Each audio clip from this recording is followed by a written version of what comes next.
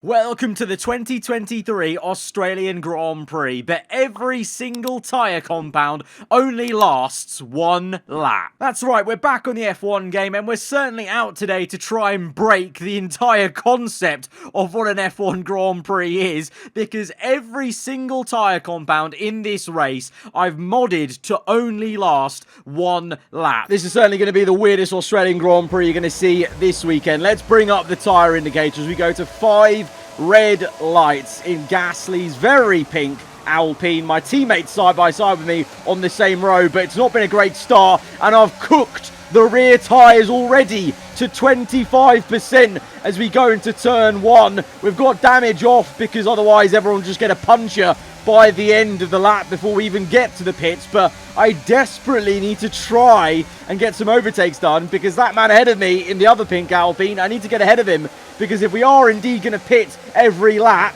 we don't want to double stack with Ocon as we watch him go side by side with Norris. We got him. Let's get Esteban if we can. Oh my, the tyres are already in a region where if this was my team, you'd be saying, yeah, we absolutely need to pit now on this lap, but we have got ahead of Ocon. We're in P9, but the cars all ahead of us, behind us, will all be pitting because the rears are 100% and the fronts now are at 100 as we go through, and there's so little grip. How are the AI doing this? This is how you know the AI is so overpowered when it comes to feeling tyre wear or not feeling tyre wear, because they're still going pretty well. Bit of slowing up as Hamilton is side by side, I think, with his teammate there. Red Bull leading the way, unsurprisingly. The understeer is absolutely horrendous, but now we're all going to filter in for a pit stop because it's not even been one lap. It's pretty much that. For me, it was about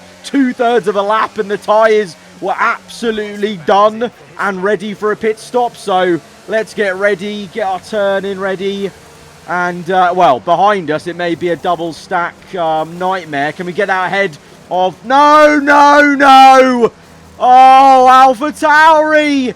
Get out the way! Oh, okay. Well, Nico Hülkenberg setting a fastest lap. Did he carry on somehow? Right, we're down in... Where are we? P9? Okay, we didn't lose the position, but we didn't gain anything. But now, because of everyone pitting on the same lap, we've got the likes of Logan Sargent ahead of us in P8 and the Williams Tsunoda up to P7. So already the tyres lasting one lap has changed up the order quite considerably. The tyre wear certainly made the fighting at the front a little bit more juicy than we're seeing so far in 2023. Verstappen having to actually overtake Leclerc around the outside into the last sector.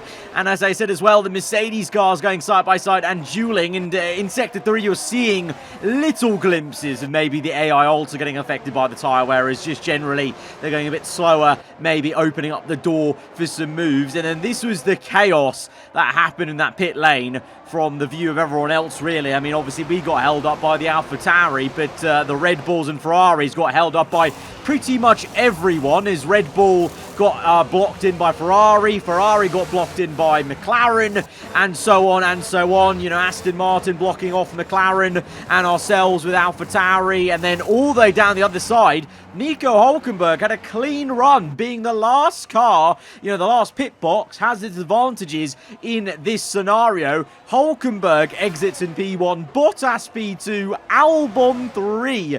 So the tyres lasting one lap really has changed everything there. But Fernando Alonso remaining one of the usual suspects in the top 5. But, and you can see the bottom teams really struggling. Well, now the bottom teams, the top teams, now really at the back. And Hamilton, actually the biggest loser in all of that, all the way down into last place. The misery continues for him. The front's actually now more gone than the rears, this time on the outlap. Every time I'm pushing through the corners, I'm just looking at the right-hand side and watching the tyre wear go up. We want to go quick, but as soon as we go quick, the tyres are dead. It's like that qualifying tyre we had, like, I think in 2018 maybe, or 2017 in China, like where like the soft tyre on that race weekend lasted literally the outlap. We are catching the Williams slightly. I'm being caught by Stroll. The AI is showing their strengths with 100% tyre wear. Easy. Does every slow corner is such a nightmare as the rear steps out. The front's got no turning. Oh, I'm not going to be able to catch Logan, but my teammate and a load of cars are away from us. So maybe the double stack may not be an issue this time. But hey ho, here we go. Back into the pits once again. Right, slow it down. Okay, this time, let's pray we don't get the double stack issue this time. Right, turn in. Hulkenberg set another fast lap of the garage. Has he just continued on? Is he like on hard? And the AlphaTauri does block me a little bit, but we do get away quicker. We're still P9.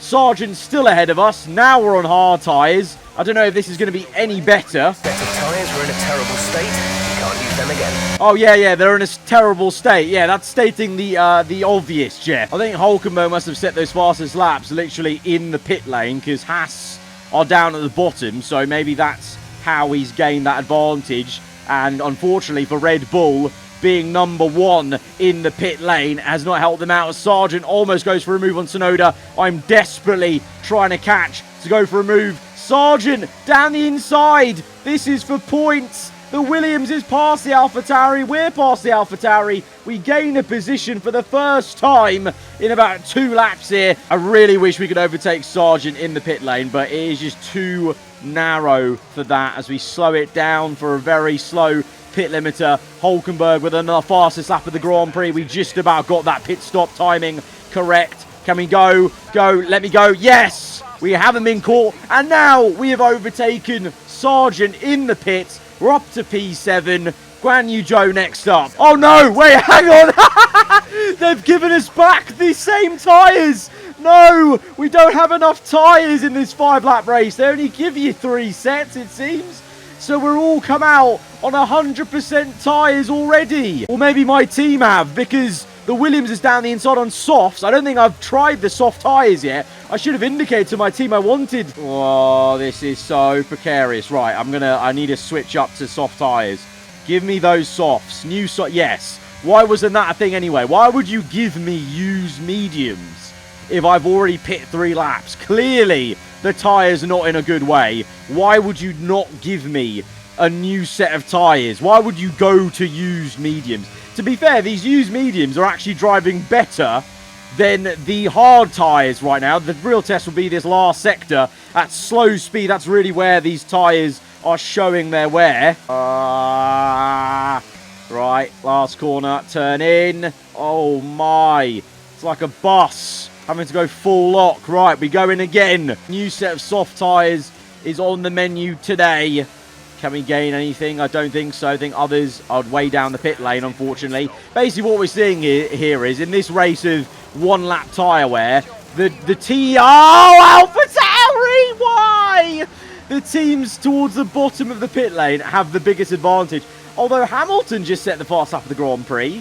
Did he carry on? Has Hamilton become the tyre whispering god? Did he just go on for 2 laps on 1 set of tyres? Hamilton did really become a tyre whisperer. Looking back at the replays here, this is Lewis going on to the last lap. He's the only AI or driver in this whole race that went 2 laps on 1 set of tyres, and he did it on a set of soft tyres. That's unbelievable. All the tyres wearing out pretty much the same rate, maybe the softs a little bit more so even more impressive that Hamilton decided to become a tyre whisperer today. This is the final lap, so we're going to the end here on these new softs. We've actually ended up pretty much where we started in qualifying, so we've not changed much, but the cars around us very much have, and the fronts are already gone. The fronts are already gone. This is shocking. Turn in! No! There is no turn in! You're not going to get me, mate. You're not going to get me. We've got a lot of battery. Who's going to win this day? Is Hulkenberg on for a win? Oh, my turn! Having to cut the corner just to make the corner. I'll take P10. This race has been frustration. Oh, yep. Nico Hulkenberg has won this alternate Australian Grand Prix. He has made the tyres work for him. Alonso sets a fastest lap of the Grand Prix, as it's probably the first time any drivers have crossed the start-finish line, well, since the 5 red lights, as we're going to hold through for 1 point. P10 in the race.